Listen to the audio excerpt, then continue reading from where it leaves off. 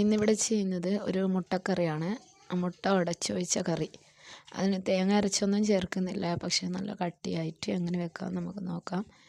അതിനു വേണ്ടി പാൻ അടുപ്പത്ത് വെച്ച് അതിലോട്ട് ഓയിൽ ഒഴിച്ച് സവാള ഇട്ട് നല്ലപോലെ വഴറ്റിയെടുക്കുന്നുണ്ട്. സവാള ഇട്ട ഉടനെ തന്നെ നമ്മൾ ഉപ്പും മഞ്ഞൾപ്പൊടി ഇടുകയാണെങ്കിൽ നമുക്ക് പെട്ടെന്ന് വഴന്ന് കിട്ടും. സവാള നല്ലപോലെ വഴറ്റി അതിന് ശേഷം നമ്മൾ തക്കാളി ചേർത്ത് കൊടുക്കണം.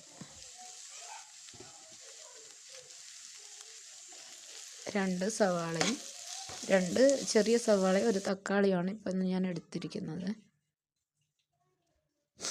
ഇത് നമ്മൾ നല്ലപോലെ വഴന്ന സവാള തക്കാളി കൂട്ടിലോട്ട് മുളക് പൊടി, 1 വലിയ സ്പൂൺ മുളക് പൊടി, മസാലപ്പൊടി, മല്ലിപ്പൊടി എല്ലാം ചേർത്ത്